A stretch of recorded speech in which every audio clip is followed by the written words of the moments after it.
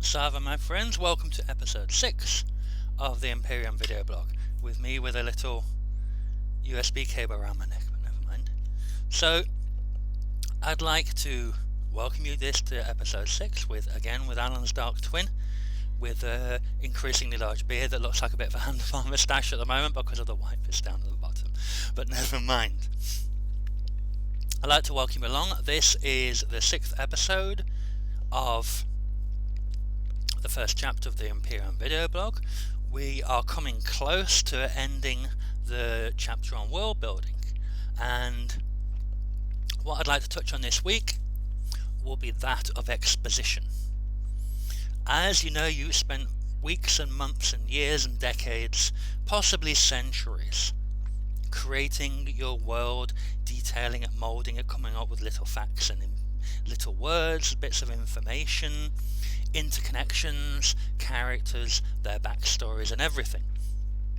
As we've been discussing so far, you've created a rich tapestry. You've woven it all together from so many disparate threads and pieces of fluff and things that you found under the sofa into what can only be described as a rather beautiful and coherent whole. Maybe it's a lot of different clashing colours. Maybe it's one of those raffia affairs that looks like someone just spilled a load of paint onto a piece of cloth. Maybe it's an organised, ordered mosaic. Maybe it is all of one colour or varying shades of the same colour. Who cares? It's yours. That's what really matters.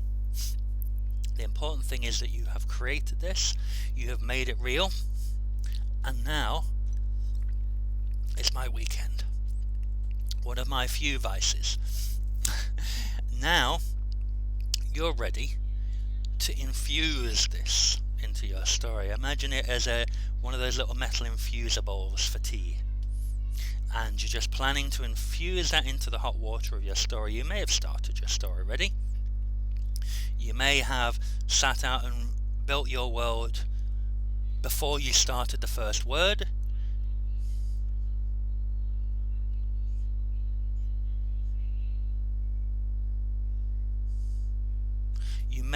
Sorry, I just heard something in the background there. Well, my wife talking on the phone. You may have started writing already and be adding bits to it. You may have written something and come to a roadblock and decided to take a little bit of time writing something different. You may have done a number of things. There are so many ways to do it, in my opinion. Contrary to what you view on the web, and contrary to what you view on certain groups and everything all certain groups on social media and things like that, there is no one way to write a book.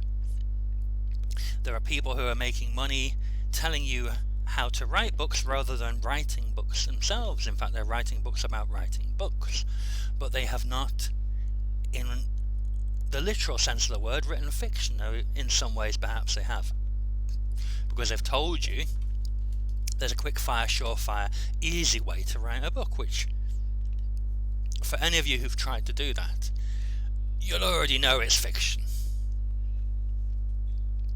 In fact, you'll already know that there being an easy way to write a book is probably as likely as being an easy way to lose weight without exercise and a good diet. You can't just pop a pill and suddenly have the physique you wish to have. No more than you can turn into Dwayne Johnson by taking a pill. Not going to happen. Or at least have his body shape, should I say. So, and it's the same with writing a book. You've gone to great lengths. You've gone into deep research. You've gone into great imaginings. You've probably had some interesting dreams, all to make a whole and coherent world in which to set your story and your characters. Now, as you probably know, having done this,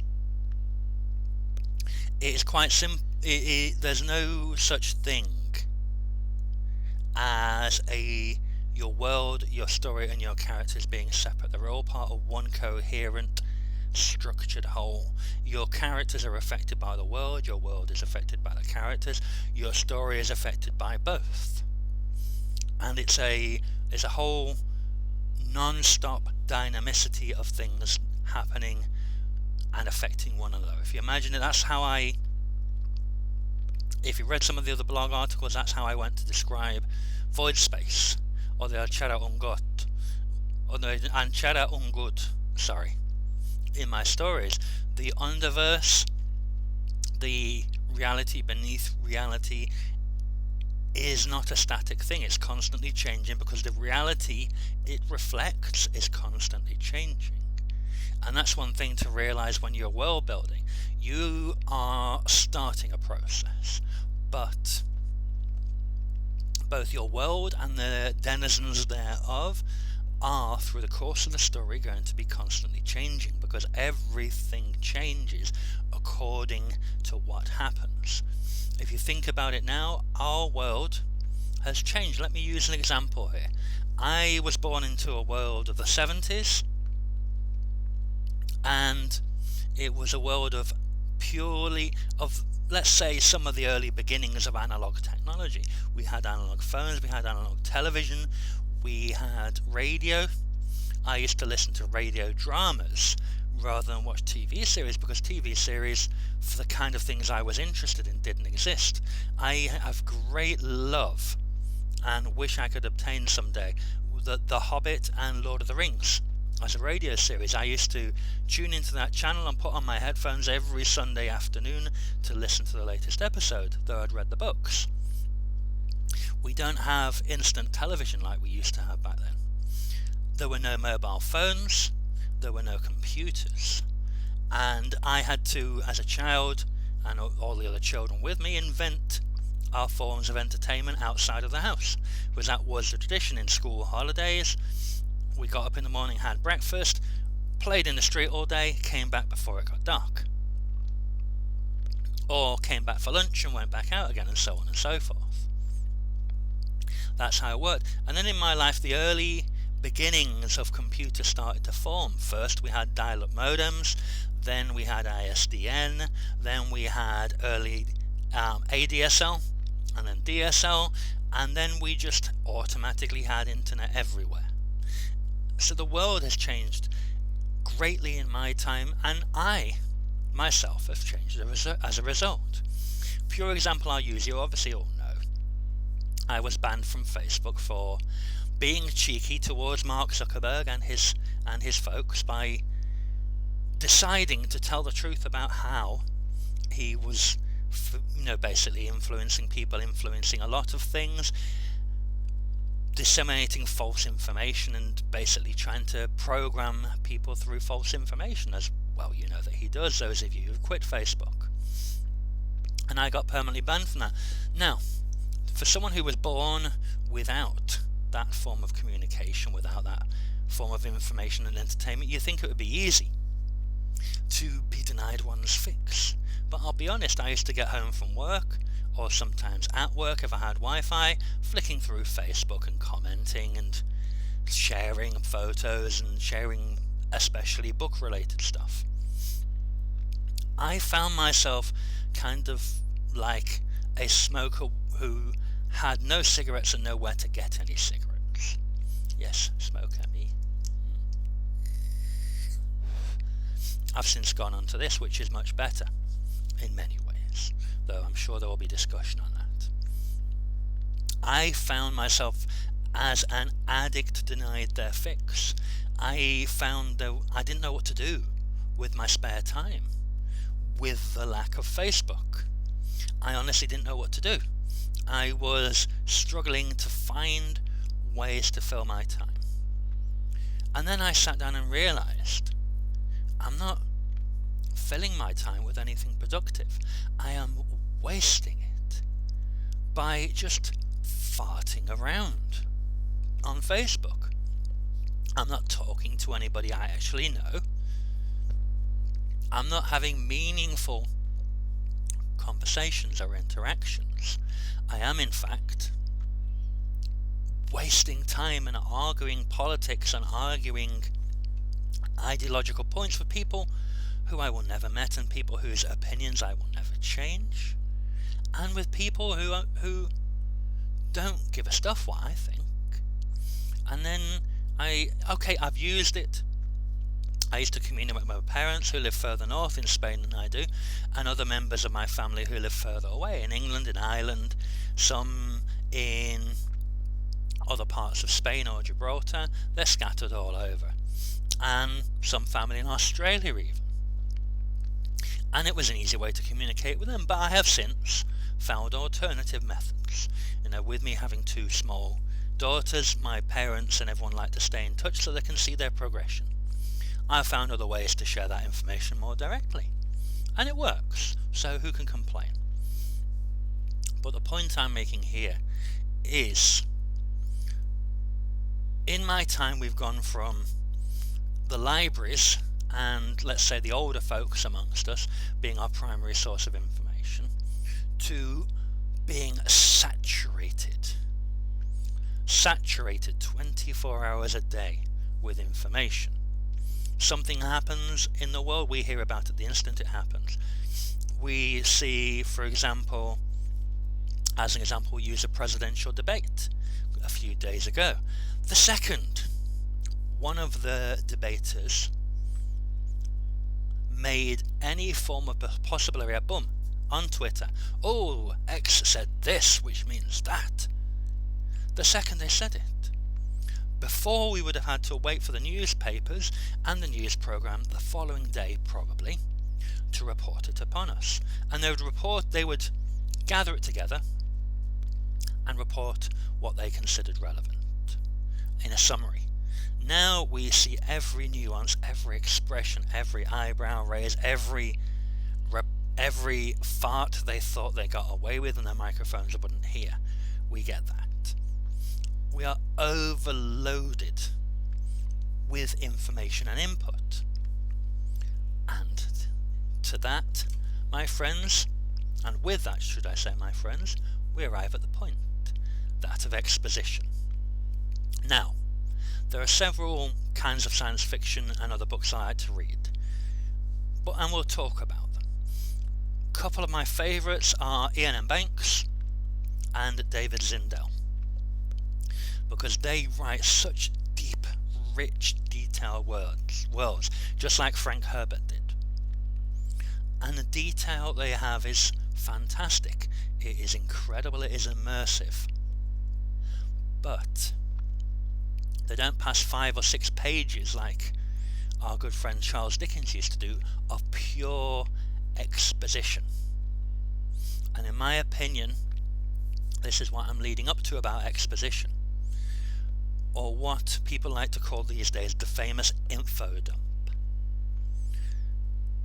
Now, we're lucky in today's world that we have something that many of our predecessors, many of our heroes, many of the people we want to be like did not have. The internet is such easy reach, so easily accessible, so constantly at the fingertips of every person. And we'll get to this, but we'll get to my point now. How much is too much exposition, shall we say? I could, let's say, we've got 2 extremes. The first is the casual mentioner and with assumed knowledge, and the second is the my granddad, God rest his soul. As a casual mentioner would say, oh yeah, I went to Flick with a flock on the Wednesday, and I saw Stevie. He had that thing, the thing he has, and he was talking about what his mate Bobby did, and we went on to the green Wengel and stuff. Did that, what it does, that sort of thing, brilliant. And Stevie did that thing that he did, that thing that he does, and it was brilliant. You're going to come out of that conversation as a witness, not knowing in the faintest slight way what we were just talking about, because it brings the weight of implied knowledge. Now, I've seen books where they do that. Some have done it well, some have done it awfully. Now, there's There is merit to this approach because in writing, in creating, in narrating and storytelling, you want your dialogues and your inner dialogues to be as natural seeming as possible. You want people to be talking as they would talk in real life. That is important. I believe that and I agree with that. You're not going to have someone say, "Oh yes, and do you know that David was doing that thing he does? You know that 3 weeks ago, as is common in this town in which we live, and which is a great tradition that has gone on for centuries and was started by Thingy in the year of the ancient scoundrel. Yes, Thingy of the city of Bull, who did this, and was 35 years old, with his red hair and his red beard and his purple suit, which was much admired amongst the people of the city of Bull. And the tradition was begun and taken up by Stevie of Bull, who felt it was a most amusing and diverting form of entertainment to have, and Stevie practiced it for years, and by which point the person to whom you were speaking has fallen asleep. And if that's the way you have to think about it, if you are talking to somebody and you see their eyes glaze over while you talk to them, your reader is going to experience the same thing unless you are really, really, really good at exposition like Ian M. Banks is. Or another example I might use who does it fairly well is what's his name? I've just actually bought some of his books that I wanted to reread. I am terrible. Let me check because I've got the receipt here somewhere. What's his name? Dan Simmons. That's him. Excellent writer as well. He's very good at expositing in his work in a way that seems natural. He does it in a sort of semi-mocking way. In one of his books, there's the Ilium and Olympos series pair of books. He does it in a kind of mocking way, as in telling the details of the Trojan War, but in a funny kind of way. As in someone going, yeah, you know, this happened and that, and oh, for God's sake, he did exactly what he was supposed. Yeah, it's actually kind of funny, and he does it way better than I just did. So we've got that, and we can go to the opposite extreme, which I used to call my granddad's method. That my granddad, he was a very learned and intelligent man, but he had the habit of going into laborious detail in what he was describing. He would tell me from the moment he woke up to the moment said event occurred, precisely in order and in detail what had led up to that, and then he would relate in other occurrences of something similar. And he would choose to do this when I was either going to go to bed, when I was visiting. Obviously I didn't live with them, I was visiting from university many years ago, or when I chose to want to make a bath, or when I was desperate to go to the toilet, or something like that. And I would always feel bad because obviously he was imparting his knowledge. He was sharing important knowledge with me that was of value to him. And he was trying to teach me things that were important to him that he felt would also be important to me. And the thing is, it was fascinating. It was something I would love to have learned about had I not been bursting for a pee. But what can you do? And that's the thing. I myself experienced this. I have at times been reading books, and the author is expositing at great length. And I feel like I should read it because they've put a great deal of effort into coming up with this. They've made it very convincing, very coherent. It has great continuity, it has great interconnectivity. It's going to tell me something very important about it. So I'm reading the page and my eyes going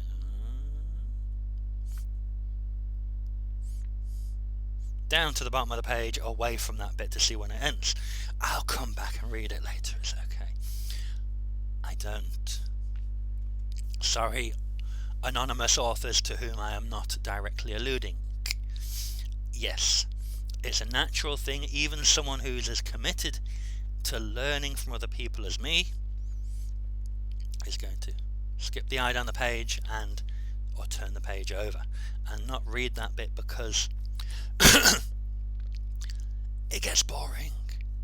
You want to get to the action bit. If they're having it in the middle of a battle and they stop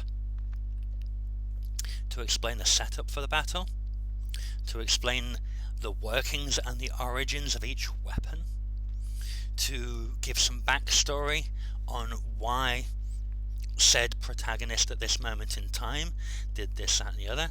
I just want to see whether the bullet hits him or not, or into whom the sword is inserted and what happens when they do. I don't want to say, and as he drew his sword and thrust it forward towards his great enemy, and he remembered years ago the first time he had drawn sword against an enemy, this very sword, his father's sword, chased in gold and decorated with gems, which had been in his family for 20 generations and had been repaired and sharpened by a dwarf with no beard, who owned a cat who was black and had a red collar that had been worn by the cat's father's father, many, many years ago. In fact, was stolen when the cat was but 6 months old, and the cat still remembered it. And this is why when the dwarf was sharpening the sword, the cat scratched him and he didn't sharpen it properly, and so when he thrust the sword it bounced off, and then the man got stabbed in the face and he's dead now. Again, it kind of kills the rhythm, doesn't it? It really does. Too much exposition. Way too much exposition. Excuse my silly voice, I like doing that. It's just me. So what do you do? How do you arrive at the happy medium between the two? I see this question asked many, many times. I see new writers who have had the charge of being an info dumper levelled at them. Now, it's important to make your narrative and your dialogues appear as natural sounding as possible. You don't want your characters to sound like people in toothpaste commercials, in TV commercials, especially not in infomercials. You don't want to say, look, I have this gun. This gun is an Uranus carbine, originally conceived in the Ural region of the Himalayan mountains by a dwarf named Snorri the Wiser. It contains within it a crystal of great power and great significance, which is mine specifically. Goodbye. Now I just want gun, look, this, point, bang, dead. It's much better rhythm when a battle's going on. Unless you're revealing an important character facet in a bit of exposition. And that's the thing. Rhythm. Dependent on what kind of scene you're writing, what your style is, and whether it advances the story or not.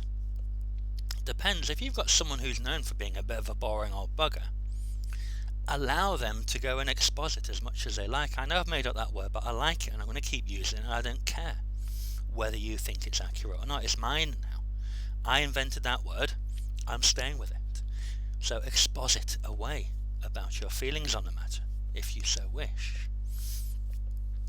So, let's say you have a particularly boring, pedantic character. You can have him exposit. You can actually put him in there specifically to exposition away, to exposit to his heart's content, or her heart's content, or their heart's content, as much as you like.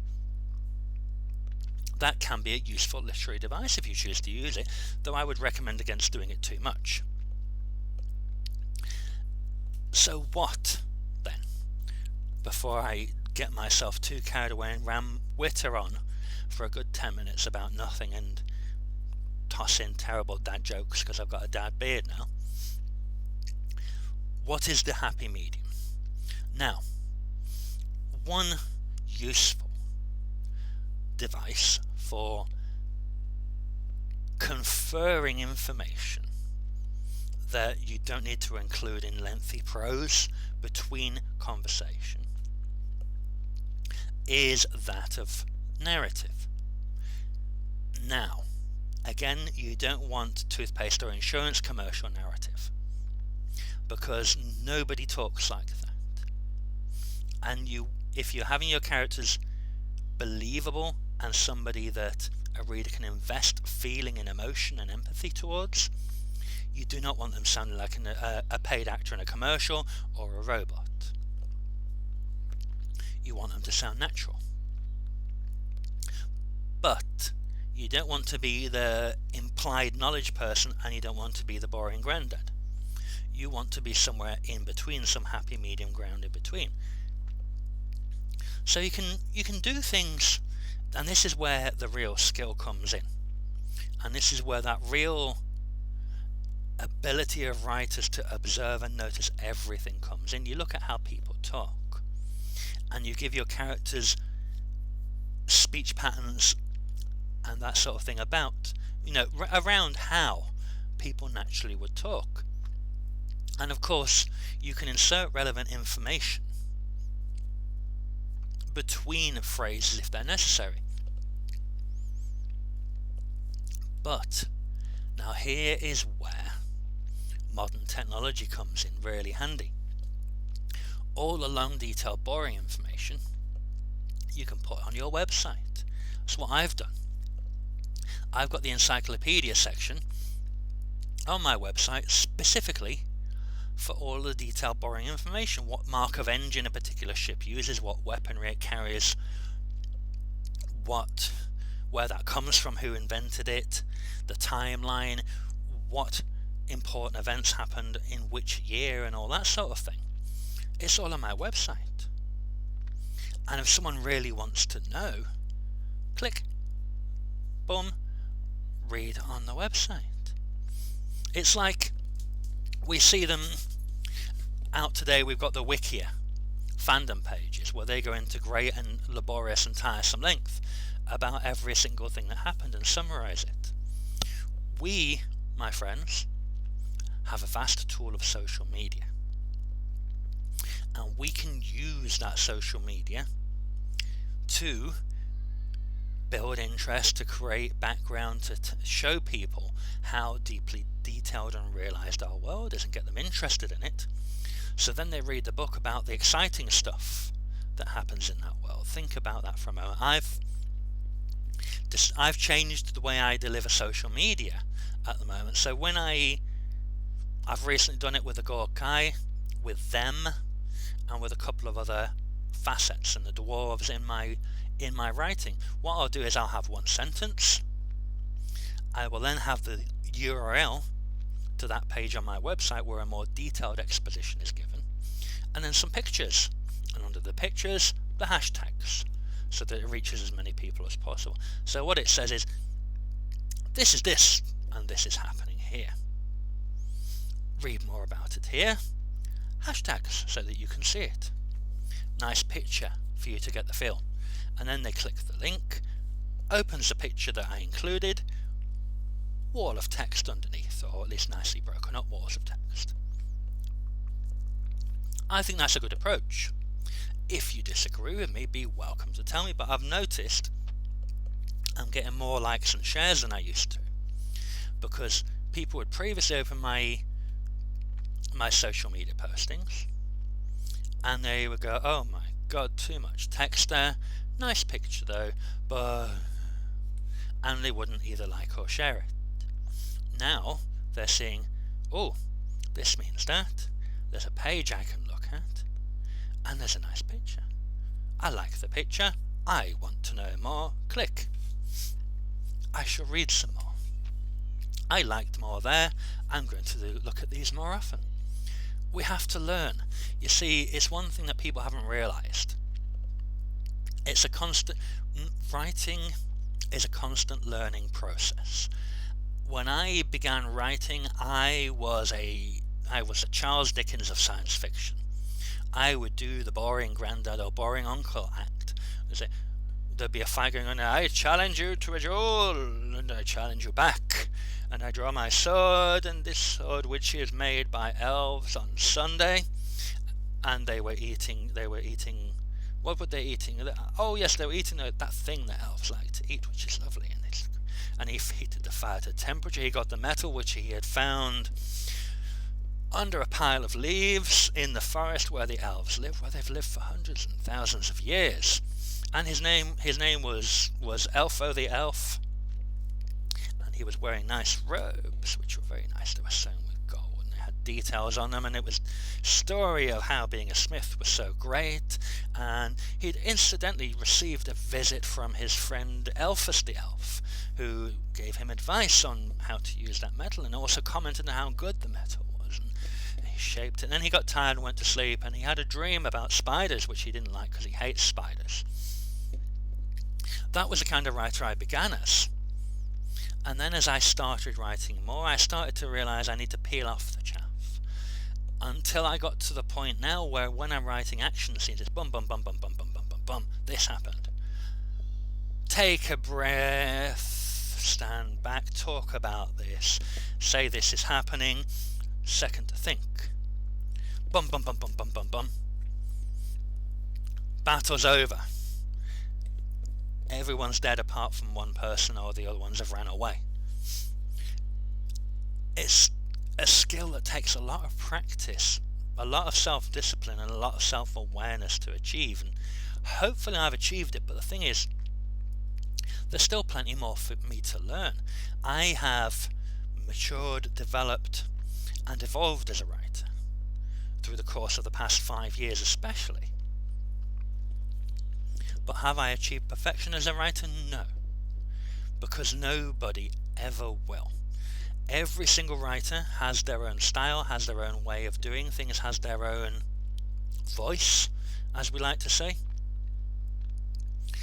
And you may see something in another writer's style that you think, I like the sound of that. Strokey beard, strokey beard. And you think, well, mate, how do I fit that into my style? Give it a try. Doesn't work. Take it out, go back to before. Or you might think, well, how about if I do what he did, or what she did, or what they did, but I massage it a little bit so it fits into my style and it becomes something unique. It's the same with exposition. How you exposit, how much detail you put in, how you convey that detail, how you blend that into the whole without it seeming like someone introducing a commercial or a pop-up ad in the middle of something exciting is up to you. But take my advice. What we learn when we are marketing and advertising ourselves as writers is segmentation. We know Facebook is good for this, Facebook is good for long stuff, Twitter is good for short stuff, Instagram is good for picturey stuff, YouTube is good for moving stuff like this, stuff that moves and is video-ish. That Twitch is good for short video things. Vimeo is also good for videos. Excuse me. And they're the limit of the ones I use, but there are others. And we know that certain content is not good on certain platforms. It's not going to be popular, or it's not possible. You can't write a big long exposition on Twitter because very few people read those big long threads. I have learned this. On our website, we know our website is going to be initially a visual medium. Its idea is to present our brand, our image, and the general look of things. The text is going to be there secondary, but it's going to be there. We therefore have to think of our book itself as a segment of our product. Our book is going to tell the exciting bits that happen too quickly in the scheme of things to be written down that fashion. Our website is what you would imagine a dusty old book in the library where someone will open if they want to know more. Our social media, our Twitter is our radio announcement service. Convey quick information as it needs to be conveyed. Facebook is a TV channel. Instagram is the gallery and the paintings and picture frames on our walls. They all give rise to a whole. If you want to think about it as well, maybe Twitter is the commercial breaks during the movie of our book. And people can use all of those things to get a full, stunning 3 or 4 dimensional, if you want to be quantum, a 3 or 4 dimensional view of the whole world and universe of our book. Now, we're drawing to a close here. We cannot leave the actual book narrative and writing part of it itself naked of detail, because there's nothing worse than reading a book and having, as I do, bits of my language Gloucester scattered throughout the book without context. Now, you can either describe these in the pauses between speech, in the spaces between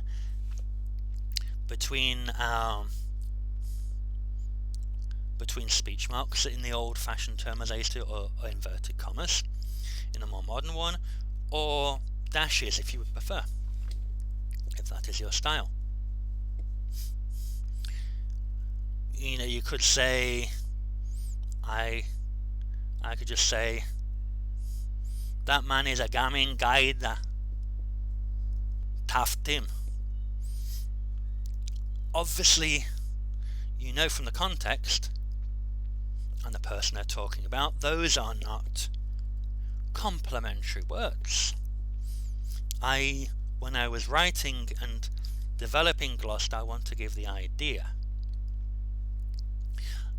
of the meaning of the words, looking at how insult words and other kinds of words are constructed in real languages in order to construct words that have a similar input. If I say, what was I say? Let me try and think about this. Tu me gamin gaida meloton. Again, from my tone of speech, obviously, you know, I'm not complimenting you on your fine dress or code or your looks. I'm obviously saying something that is not complimentary, possibly questioning your parentage, your personal intimate habits, or perhaps your personal cleanliness. I may be calling those into account. Of course, you have to find a way of conveying that. You know, you could say, "Tu me gamin gaida melaton." He snarled. Obviously, then you know he said something in a language you don't understand, which is not complimentary or meant to be nice. And then people then go to, if they're interested, can go to, at the back of the book, if I choose to include one, a brief breakdown of La Gloucester Imperian, or La Gloucestian Imperian, which will then have the small glossary. Or they can go to my website where there's a full version and then say, oh, he said, and excuse my French, he said, you are an arse fucking bastard wanker. What did he do? Yeah. And of course, I am representing soldiers of a more primitive sort, shall we say, who've become more civilized and advanced as time goes. Soldiers swear an awful lot. Good way around the censors, my friends, is have them swear in a different language, one that cannot be censored in any country in the world because I made it up. So I can say bleepity bleep bleep bleep bleep bleep bleep bleep, but I can say it in a way that does not get it censored. Clever, don't you think? That was, I will admit, partly a joke, because I had a joke with one of my writer friends who was about language, and they said, well, you always learn the bad words first. And I thought, well, first drafts of some of my books are predominantly focused on the more soldierly aspects of my main characters in Imperium, did contain a great deal of, shall we say, to use the old-fashioned term, blue language. The air was tinted quite a strong shade of blue. So if I go through it, I can come up with ways for them to swear in such a way as to have an admiral get up and leave the room, but I can do it in such a way that nobody but the admiral will know that it's bad.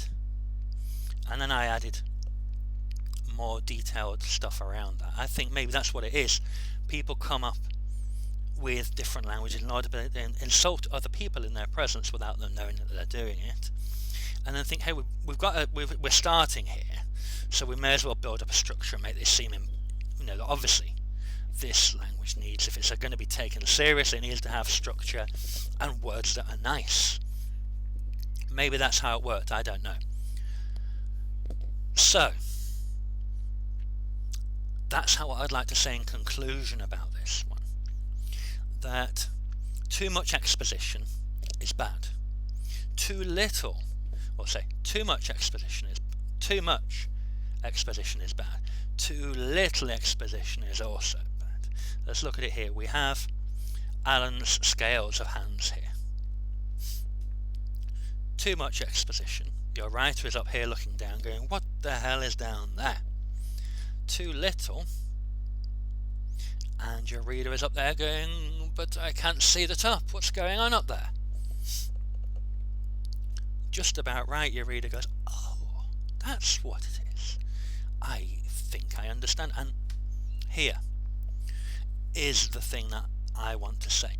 My favourite kind of TV show, favourite kind of movie, favourite kind of book are the ones that let you think, that make you think, that where not everything is spoon-fed to you in little bite-sized pieces.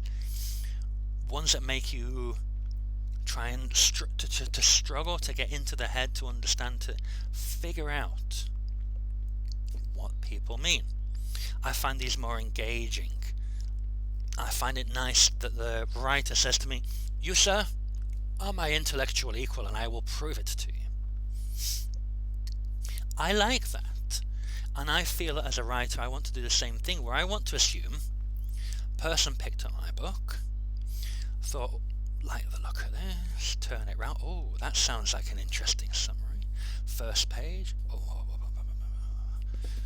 I haven't slept in 3 days, I need to drink something, put book down, but it was good. Now, I like to think that person is intelligent, as, or perhaps more intelligent than me. Because if I don't, then why am I going to think only idiots are going to read my book? You want to think that your book appeals to people who have a brain, because then they make an intelligent choice on selecting your book out of the many available, and they understand it.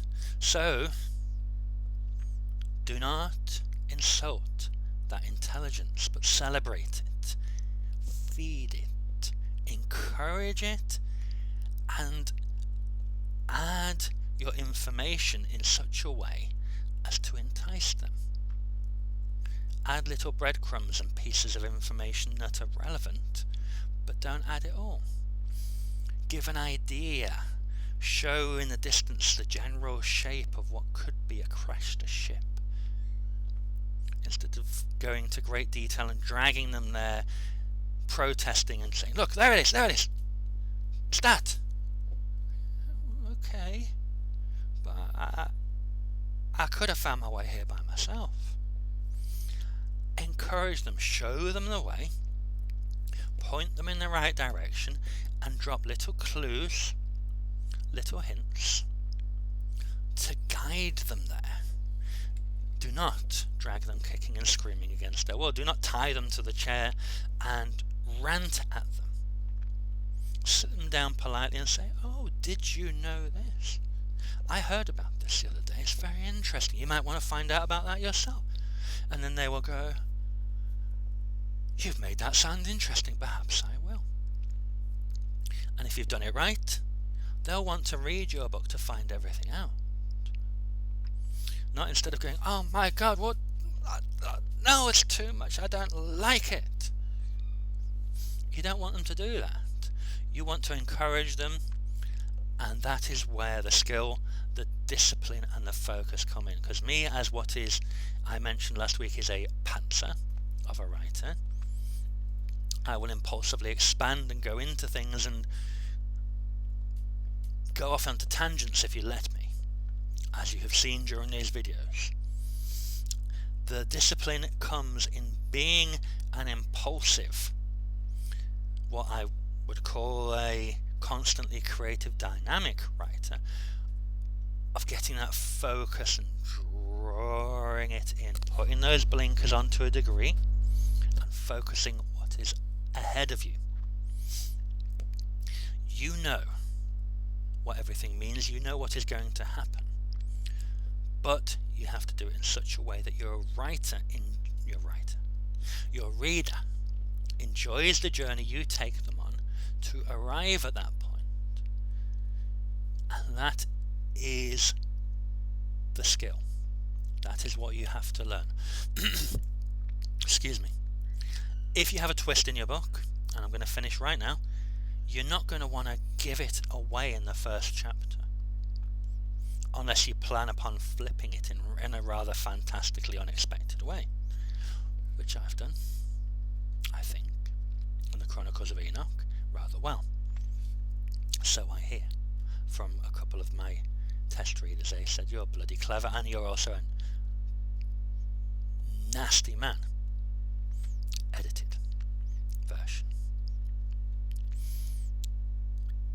As you do not want to give away the final chapter of your book, which may or may not contain a twist or cliffhanger, you might want to hint about it and drop breadcrumbs and tiny little clues along the way that most people will gloss over until they get to it and go, "Wait a minute."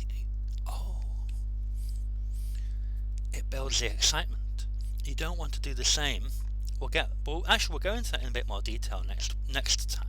I was going to say next week, but I forget which days I have off next week, so I can't commit right now. Next time we'll go into that. But do the same with information and exposition and world building in your story.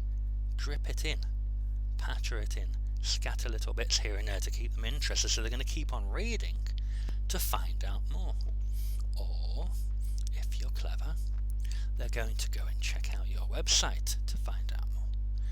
If you let them know that your website is the great storehouse of all information. See what I'm doing there? You want, if you're building your base, get them interested in everything you do. And that, my friends, is going to be that for this episode of the Imperium blog, episode 6, Exposition. It's been a pleasure. I've finally getting over this ear infection, so I may be getting a little better now. I'd just like to inform you we have expanded a few sections on the website. The encyclopedia is getting bigger. I'm working on the races section, not the racist section. No, would never have one of those. I'm building the races section. I've added a few races on. I'm debating whether to add some others, and that also is an important job to have. Just because you've got a big pile of paper somewhere with scribbled notes all over it doesn't mean you have to include it all. You can leave bits out. You tell me, should I, my friends, add an elf-like race into the Imperium universe? Do you think it fits? Vote, comment, you tell me. I am debating on whether having a sort of advanced Native American influenced style elfish race in the Imperium. I am also debating on whether having a semi-draconic race who are some sort of paladin-like creatures who eventually, and I'm wondering whether it's going to sound a little too cheesy and cliched, which is why I've hesitated. You tell me what you think, and I will see you next time, next week perhaps, with episode 7. But thank you for watching this episode. As always, you guys have a great day. Love, hugs, and appreciation to you all. Take care. Goodbye. Alan J. Fisher out.